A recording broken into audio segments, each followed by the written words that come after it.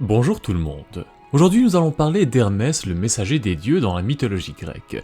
Le format de cette vidéo va suivre le même format que les vidéos précédentes sur les autres Olympiens. Nous allons donc parler des origines de la généalogie de ce dieu, quelques mythes principaux à propos de lui et bien évidemment le culte que lui vouaient les anciens Grecs, et ainsi de suite. Hermès est aujourd'hui connu à travers le monde entier comme le messager des dieux, mais comme tous les autres Olympiens, il avait lui aussi d'autres rôles essentiels qui lui étaient uniques. En plus de son rôle de messager, il était connu comme le dieu de l'éloquence, du commerce, des voleurs, mais aussi du voyage, de la persuasion et même de la diplomatie. Dans l'Iliade et l'Odyssée, Hermès est souvent présenté comme un voleur rusé et astucieux. Et on sait maintenant que les Grecs de l'Antiquité donnaient souvent à leurs dieux des faiblesses humaines. Dans le cas de Zeus, par exemple, sa faiblesse est l'adultère. Mais Hermès, lui, depuis l'enfance, ressentait une envie irrésistible de voler, et est donc rapidement devenu le dieu associé aux escrocs et aux voleurs. Hermès était le messager de tous les dieux, mais il aimait surtout assumer les tâches de son propre père, Zeus. En effet, le roi de l'Olympe tenait en haute estime l'intellect avancé d'Hermès et lui demandait souvent de l'aider à prendre des décisions importantes, en particulier lorsqu'il s'agissait de tromper sa femme, Héra. Et physiquement parlant, il était généralement représenté comme un jeune homme portant des vêtements de voyage, un chapeau et des sandales ailées. Ces sandales lui permettaient de se déplacer rapidement et librement entre le monde des mortels et celui des dieux. C'est pour cette raison qu'il était également considéré comme l'Olympien le plus rapide. C'était aussi le seul dieu autorisé à visiter le ciel, la terre, mais aussi le monde souterrain, et jouissait ainsi d'une grande popularité parmi les autres dieux.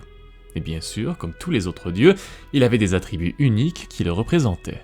Pour lui, il s'agissait entre autres du caducée, de ses sandales ailées et de la lyre. Les parents du messager des dieux étaient Zeus et Maia. Maia était l'aînée des Pléiades, qui étaient les filles du titan Atlas et de l'océanide Pléioné.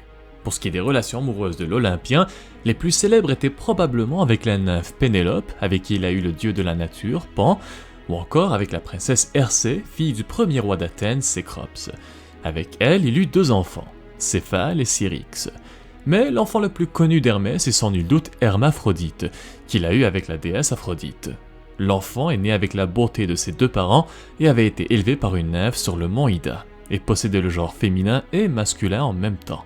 Nous savons maintenant qu'Hermès était connu pour être un voleur très rusé, volant des choses aux autres dieux pour ensuite les cacher. C'est d'ailleurs le sujet de l'un des mythes les plus connus à propos de lui. Il existe plusieurs versions de ce mythe en particulier, mais aujourd'hui je vais vous parler de la version d'Apollodore le mythographe. Lorsqu'il était encore enfant, Hermès avait quitté son berceau et s'était rendu dans le nord de la Grèce, en Pierrie, pour voler le troupeau de bétail de son demi-frère Apollon. Une fois rendu là-bas, il avait retiré les sabots des pieds des bœufs pour ensuite les réattacher à l'envers, et il fit la même chose avec ses propres sandales. Ensuite, il prit le troupeau et le ramena loin dans une grotte pour le cacher. Il prit alors deux bœufs du troupeau qu'il sacrifia, épinglant leur peau sur des rochers et faisant bouillir une partie de la viande pour son repas et brûlant le reste pour ne laisser aucune trace. En sortant de la grotte, il trouva une tortue et la tua avant de la nettoyer. Il étendit alors des cordes fabriquées à partir des entrailles du bétail qu'il avait sacrifié sur la carapace et créa ainsi une lyre.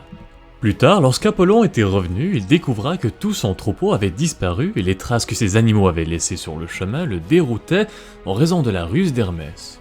Il avait interrogé les habitants des environs, mais ils lui dirent tous qu'ils avaient effectivement vu un garçon conduire du bétail, mais qu'ils ne pouvaient pas dire où ils avaient été conduits, car il n'y avait aucune trace. Mais bien évidemment, Apollon étant un dieu prophétique, il avait rapidement découvert l'existence du voleur et sans perdre de temps, il se rendit au mont Silène où le jeune Hermès dormait paisiblement dans son berceau. Apollon avait alors décidé de le ramener de force avec lui sur le mont Olympe pour exiger le retour de son bétail. Devant Zeus, Hermès avait d'abord tout nié, mais après un moment, il a finalement dû avouer ce qu'il avait fait. Zeus, trouvant la précocité et l'intelligence de son fils très amusantes, décida de ne pas le punir, mais lui demanda quand même de rendre le troupeau qu'il avait volé. Hermès regretta ce qu'il avait fait et offrit donc la lyre qu'il avait fabriquée à Apollon en cadeau. En dehors de cela, Hermès est en fait un dieu très récurrent dans les mythes grecs classiques. Il est très souvent impliqué dans les histoires et les aventures d'autres dieux et demi-dieux. Par exemple, il a aidé à sauver Dionysos des griffes d'Héra lorsqu'il est né, il a sauvé Asclépios, un des fils d'Apollon à sa naissance, et a même aidé le héros Persée dans sa quête pour terrasser Méduse. C'est un dieu très populaire parmi les autres Olympiens parce qu'il était joueur, innocent, mais surtout serviable.